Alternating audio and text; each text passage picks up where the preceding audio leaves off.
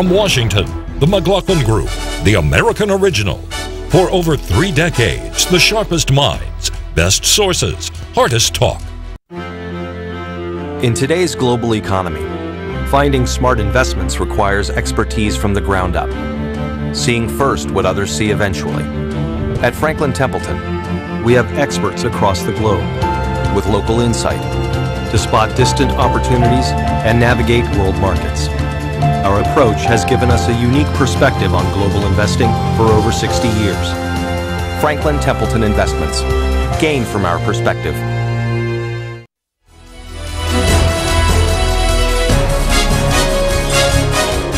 Issue 1, curious and curiouser. Touchdown confirmed. We're safe on Mars. An incredible feat. A 2,000-pound robotic rover the size of an automobile is lowered by cables from a jet-propelled platform and lands with pinpoint accuracy on the surface of Mars. It is named Curiosity. The touchdown occurred after an edge-of-the-seat 7 minutes of terror plunge towards the Martian surface at 13,000 miles per hour. And that 7-minute descent came after 8 months of voyaging from Earth to Mars. Curiosity lifted off from Cape Canaveral on November 23, 2011. It traveled 352 million miles, the distance between planet Earth and planet Mars. Curiosity is now beaming amazing photos back to Earth of the Martian landscape. It just looks a lot like what you see out in the Mojave Desert. It's really cool. And so it kind of makes you feel at home. What's going to be interesting is going to be to find out all the ways that it's different. Curiosity will explore rocks and Martian soil, searching for whether life ever existed on Mars. The rover will dig for none other than the building blocks of life: carbon, hydrogen, nitrogen, oxygen, phosphorus, sulfur. The Jet Propulsion Laboratory team at NASA came up with the idea and then the reality that landed Curiosity. Engineer Adam Stelzner led the NASA team. Curiosity being on the surface of Mars is something that could only have been done in the USA. The ingenuity, the practicality, all of those things wrapped together are what's necessary to do a huge engineering feat like this. Question, besides possibly finding evidence of life on Mars, a scientific breakthrough, can this mission yield any technological breakthroughs, as did the Apollo missions to the moon? Tim Conn. Anytime you spend $2.6 billion and do something unprecedented like this, you are going to learn something. They're going to pick up new stuff about how to land on a foreign planet, what parts of Mars might be good for manned spaceflight to land on.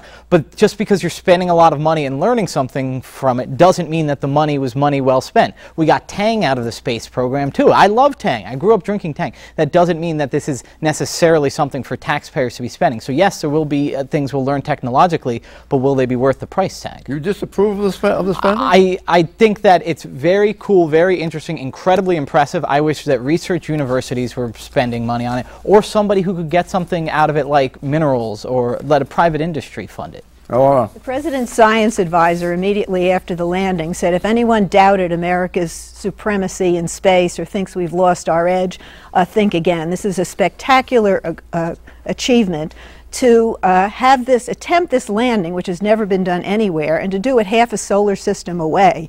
I mean, that is a technological marvel, and who knows what we'll learn. Basic research is what we should be doing. So I think this is fantastic, and the folks at the Propulsion Laboratory ought to be recognized as American heroes, just as the Olympiads are, as we recognize them. What? Well, I think it is just an astonishing achievement, as Eleanor says. You just can't believe it when you see this. Just think 350 million miles this thing traveled, and then they were able to lower it with a cable. I mean, the whole thing is just, you know, out of a movie. So I think it's quite wonderful, but I don't think it's going to transform very much. But nevertheless, I hope we can afford $2.6 billion ventures in the future. They had to figure out how to get this from the bottom of the parachute to the Earth. That was a really amazing thing, that they were able to force it to land on the surface. Not only, but I mean, a parachute doesn't go to the Earth. No, but they lowered it through some kind of cable, You know, it was just the whole thing was worked out in advance. Well, just astonishing. They lowered it with a special retro rocket assembly, right. which was able to come down and lower it gently to the ground and then fly off and crash someplace else. And it all worked. I hate to shoot you down, Tim, though. Tang was not created for the space program. Tang and Teflon, I made that error in a column, and I got a lot of letters from people. They actually preceded the space program, but the spirit is in the right place. And you didn't even do that in Paris, did you? That's right. That's right. That's another one. I want to tell you, they have great Tang in Paris. But but no, I agree with my colleagues. If you go to Paris for the Tang, you're in trouble. That's right. Okay, the astronaut in chief, Obama. President Barack Obama described the landing of Curiosity as an unprecedented feat that, quote, will stand as a point of national pride far into the future, unquote. But the NASA program that launched Curiosity, which clocked in at $2.5 billion, is under the budget knife. Mr. Obama halted the Space Shuttle program upgrade, but he wants to let stand NASA's overall budget at $17.7 billion next year. But the Mars exploration budget would be cut from $587 million per year to $360 million by 2013. Question, will the success of Curiosity spare NASA's Mars budget from cuts, Eleanor Cliff? Well, we've given up on the idea of sending a man or a woman to Mars, and I think the fact that we're now doing these things technologically and by computer screens saves a lot of money, and I think the President can hold this up as an example of smart cuts and using government money effectively. I mean, he's kept the NASA program alive, and it's actually flourishing. I think kudos to the President for how he's handled this, and to the people who made this happen. In a time when we have these giant budget deficits, when everybody's asking for sacrifice from somebody, it seems that you could ask for bigger sacrifices from the Martian budget. But you know what the problem is, Tim? You know, private industry will not fund basic research. And this is true across the board, not just the space program, but you know, biotech, et cetera. A private industry just won't do it until they find that there is some kind of a possible profit return. Then they go crazy with it. Taking risks and this is a very good reason for the government to do this. This could act as a magnet for money from private industry. The Mars landing is getting millions and millions of hits on the net. Right. And that is going to be worldwide, and the dividends from that will flow into this sector of engineering will be amazing. I'm not talking about space. I'm talking about applications of what was learned in the landing. Here, here. In the 1890s, am I right on that? In the 1890s, some scientists who had a telescope that he could see, where he could see Mars, saw these lines on the ground that they thought had to be done by some intelligent being. That's where we began to think of Martians. I think we're going to be in that kind of fantasy for a while, because we're not going to spend that kind of money. We just don't have it. Exit question. How big a boost will the Mars triumph give America's battered national psyche? Is the boost major, moderate, minor, none at all? It's minor and fleeting. Eleanor? Moderate and lasting. I think it's major. I think it's a phenomenal achievement. I think it's great, all the way up to the top of NASA. They thought this was a crazy idea, but it might work, and it did work. Right. And you know, this is how you make breakthroughs. Right. You know, people said the same thing about the Wright brothers, my fellow Dayton natives. By the way, remember Buck Rogers? Oh yeah, I'm afraid so. Yeah. Comic strip. Yeah. What was it about? Well, it's about space travel. I mean, that's why I wanted to be an astronaut. Well, it was kind of a funny strip in many respects, but this is not funny. This is very serious science, and the applications of this science are beyond what we can see now. Absolutely. Right. As proved to be with the last launch. Although the gang back there at the control center, I don't think we can be more proud than we are. Issue 2, get a job. With a very careful executive action, he removed the requirement of work from welfare. It is wrong to make any change that would make America more of a nation of government dependency. We must restore, and I will restore, work into welfare. Is work out of welfare? That's what Republican presidential candidate Mitt Romney is charging President Barack Obama with doing. The issue arises from the Welfare Reform Act that was signed into law in 1996, 18 years ago. The overhaul of the welfare system was initiated by Republicans who then controlled Congress. led by Newt Gingrich, who worked it through with President Bill Clinton. The welfare overhaul required that a certain percentage of people receiving welfare checks from the state must also be, quote-unquote, engaged in work, or engaged in, quote-unquote, work activities, like job training or searching for work. But in July last month, President Obama signed an executive order that gives states more leeway in defining what constitutes work, like more months of training or schooling. So recipients can continue to draw welfare checks even if not actually working at a job. Opponents of this dilution, like Mr. Romney, think that this flexibility will be abused. Romney is not only launching verbal attacks, but also this ad. Under Obama's plan, you wouldn't have to work and wouldn't have to train for a job. They just send you your welfare check. Question: why are Republicans objecting to giving states more leeway with welfare reform work requirements, the work requirements of welfare, when in the many past, in the past, many GOP governors, including Romney, have supported waivers? Is that clear enough? That's clear enough, because they're looking for a wedge issue that can appeal to white working class men principally, and this draws on an issue that Republicans campaigned on for years, welfare cheats. Candidate Ronald Reagan first talked about the welfare queen. I think it's an act of desperation by the Romney campaign, and all the fact checkers out there about these ads. It's gotten 4 Pinocchios, it's gotten pants on fire, and to top it all off, as you point out, Romney, when he was governor of Massachusetts, asked for these same waivers. We're in a very tough economic climate. You've got 2 Republican governors in Nevada and Utah saying that they need waivers in order to make this program work. And they'll be granted them if they can demonstrate that they will put more people into work. Nobody's trying to gut work privileges or rights or anything like that. I mean, this is the height of... The New York Times editorial page disagrees. When they were praising Obama's decision, they described what Obama did for Nevada as relieving this, as making so that people getting rid of the work requirements in the welfare reform. Right. So the New York Times editorial page described it that way. Since when do you quote the New York Times editorial page? I missed that editorial. I'm a New Yorker. I've been reading those editorials for years. But they're not dropping the work requirements. They are giving the states the right to drop the waiver. The issue is... No, they're entitled to apply for a waiver. They will not be granted a waiver unless their plan shows they're going to move more people from welfare to work than is currently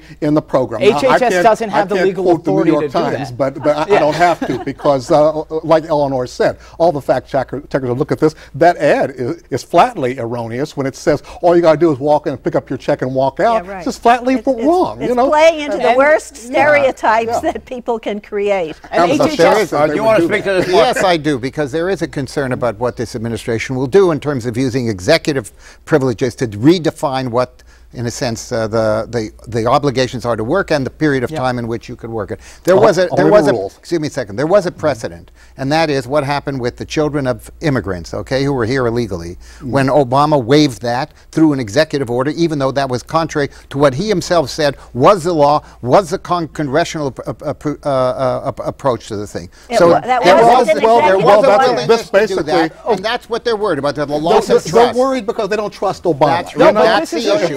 If a Republican president did this, everybody would call it a routine bureaucratic move. Obama can't legally do this. If it goes to the courts, HHS will get struck down. The law says you may not waive that. That is to be decided. There is one legal opinion from Heritage Foundation I read, but that's just one opinion. I mean, the fact is they do have the right to grant waivers in certain circumstances, and this one may very well fit within that. I'm waiting for the lawsuit and for Justice Roberts to come through again. President Obama gives his version of Mitt Romney's tax plan for the middle class. He'd asked the middle class to pay more in taxes so that he could give another $250,000 tax cut to people making more than $3 million a year. It's like Robin Hood in reverse. It's Romney Hood.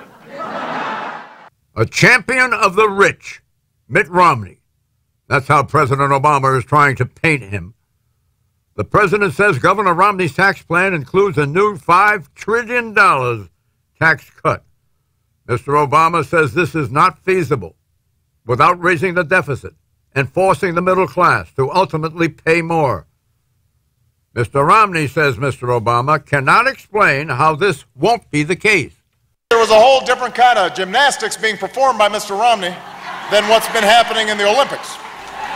Question, are President Obama's attacks on Mitt Romney for being out of touch with the middle class hitting home, Clarence Page? This is kind of the flip side of the charge that Obama's a socialist. It's the kind of charge that fits in with a lot of people's preconceived notions about Romney, and every time he plays to that, it just reinforces it. So I think that's one big reason why, in all these months, he has not been able to get more than a couple of points ahead of Obama at any point, and mostly behind him in the polls, and he doesn't seem to be gaining traction. Yeah, the president is beginning to open up a small lead. I don't think it's anything to crack open the champagne about, but when you look at Romney's tax plan, he has not revealed any of the details, if you will. He wants to increase defense spending. He wants to lower the top tax rate to 25%. He said that top income earners would not pay any less in taxes than they do now, and he will make up for all of these differences in revenue by spending cuts, and closing loopholes. But he doesn't say which loopholes, because a lot of those loopholes are very popular, like the home mortgage deduction, the charitable deduction, and so he is treating this just the way he is his tax returns. It's as though if he releases any details, that will be worse than taking the heat for concealing them. Okay, well, let's see whether this makes a difference. Hollywood calling. Clint Eastwood, movie star and Oscar-winning director, has gone ahead and made Mitt Romney's day. Eastwood is publicly backing candidate Romney because, quote, I think the country needs a boost, unquote. So said Eastwood at a Romney fundraiser in California last week. 6 months ago, Eastwood was featured in a Chrysler ad broadcast during the Super Bowl. The people of Detroit know a little something about this. They almost lost everything. But we all pulled together. Now Motor City is fighting again. Mr. Eastwood says the ad was about job growth and the spirit of America, not an endorsement of President Obama. Question, is Oprah's 2008 endorsement of Obama the equivalent of Clint Eastwood's 2012 endorsement of Romney? I love Clint Eastwood, but I just don't think he carries the same kind of constituency with him that Oprah does. You mean a lot of women? Well, even fire-breathing men, I don't think he Oprah had a carries. dedicated following. People would buy any book she told them to buy. Right. I tried to get her to endorse my book, didn't work. So she had more stroke than by far. By far. And Obama's got Dirty Harry Reid on his side. Also, the female vote. She brings that female vote, which we said on this program is so critical and underanalyzed. She's an important endorsement. I don't think Clint Eastwood resonates to that extent. I like his movies, He resonates, but not to that extent. Not to that extent. You're absolutely right. She had a really dedicated following, so hers was different. But it doesn't hurt. You know, if I were Romney, I'd feel very happy about it. I mean, let's say it, Clint Eastwood appeals to the same demographic that Romney's already strong in, which is working-class white males in particular. I mean, not just them. I'm a Clint Eastwood fan, too, but I was rather surprised, though, that... To my experience, Clint Eastwood also has an appeal to women. I just thought I'd mention that. It's possible. One or two. Just think about that. You understand that celebrity endorsements have a very low yield in turning out votes. I'm sure your endorsement carries a lot of weight, John. Really, don't be modest. All celebrity endorsements. The exception of this is Oprah. Yeah. Well, let's see if Clint Eastwood actually campaigns with Romney. I suspect he will not. Why? I don't think he'll campaign with him. Let's see. If he does, maybe that could make more of a difference. There was another gentleman who had a Hollywood event, a dinner, and he gave the proceeds of that dinner to Barack Obama's campaign. Who was that? Lots of Hollywood figures. David Geffen. David Geffen did it. Who else did that?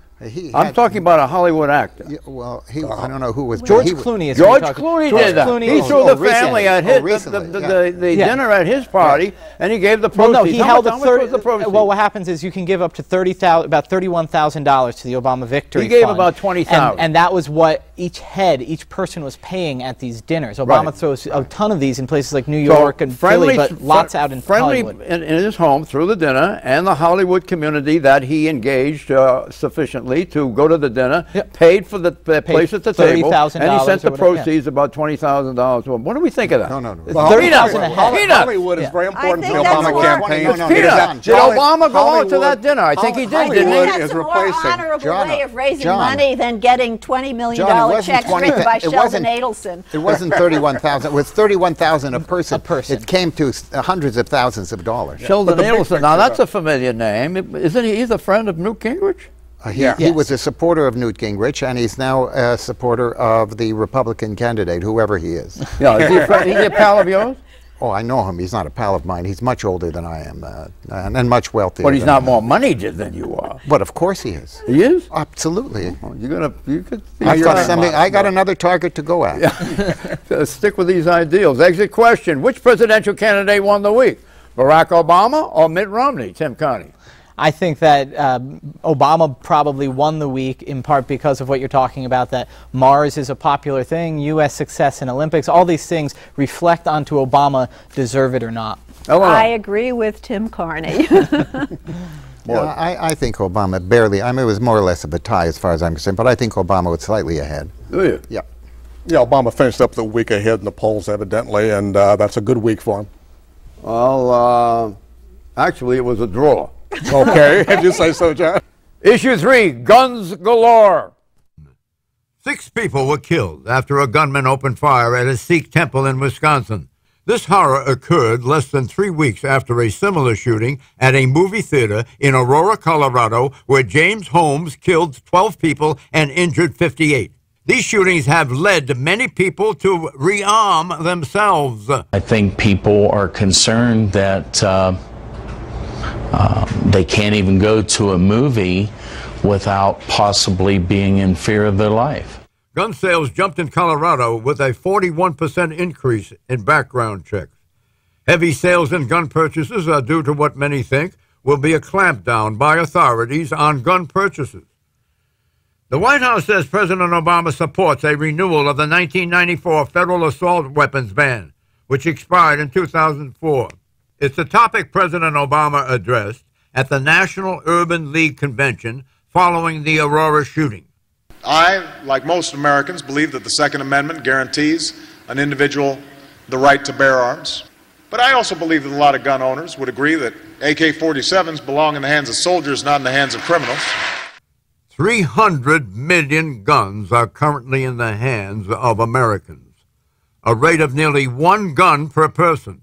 This is the highest rate of civilian gun ownership in the world. Question. Americans own 300 million firearms. Murder rates are down over the last 40 years, since the 1970s. Why have the murder rates not escalated if access to guns makes murder more what? Likely? Yeah, but there's no connection between murder rates and gun ownership. I think one sobering fact, when you look at Canada, they have very high gun ownership in Canada, a very low homicide rate. And so there's something else going on here besides just the presence of guns. It's has a lot to do with the culture, behavior, et cetera, et cetera. I just want to. So you are against any kind of gun control? That's a different question, John. No, there's a whole lot of gun control measures we ought to be passing, common sense measures. Are you sasatisfied? And we can't even have a debate in the country right now. You want more gun control? Oh, there's so many obvious things. You know, 1 gun a month laws, putting a 10-round limit on magazines. I mean, you go right down the list. Whole lot that the majority of Americans agree with, but we can't even have an honest debate in Washington because both Democrats and Republicans are afraid to even talk about it. But part of the problem is the insistence by people that guns cause murder. And even though, as you're saying, the statistics do not bear it out. We have studies from the Centers for Disease Control, National Academies of Science, some Harvard Journal studied.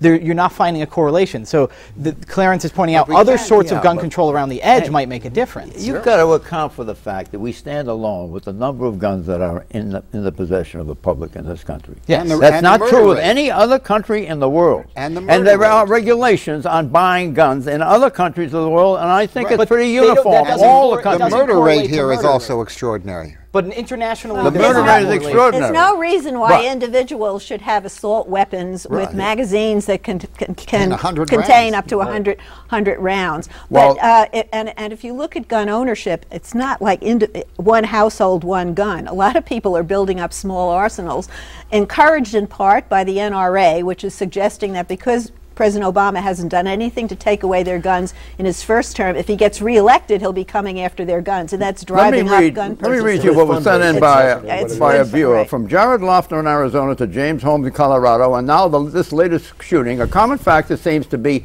mental instability. Should we be talking less about guns and more about our laws and society and how we handle mental illness? How about more about both? Because mental illness is a problem. We do need to deal with that because there's no way to predict what maniac is going to go and shoot up a theater or something else. Predictions, Tim. By the end of September, neither Pennsylvania nor North Carolina will be battleground states. North Carolina will be safely in Romney's camp, and Pennsylvania will be safely in Obama's camp. Ohio might even move into the Romney camp, too.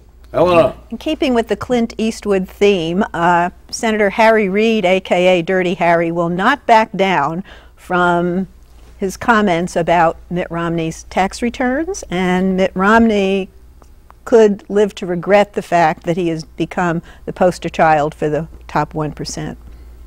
It's a very tender story. I mean, it's tender as far as the speaker is concerned. He hasn't backed down at all? Well, it was quite ignominious if you're talking about the same statement. Mort. Ban Ki-moon is going to run into a firestorm for agreeing to attend a conference in Tehran when everybody in the world is really focusing on the illegality and shall we say, attacks from Tehran, from Iran. Mitt Romney has been so focused on the economy that some folks in his camp are concerned that we won't find out what he believes on other issues like foreign policy and defense until we get to the debates. The Tea Party will reconstitute and remobilize itself. Bye-bye. In today's global economy, finding smart investments requires expertise from the ground up, seeing first what others see eventually. At Franklin Templeton, we have experts across the globe with local insight to spot distant opportunities and navigate world markets. Our approach has given us a unique perspective on global investing for over 60 years. Franklin Templeton Investments. Gain from our perspective.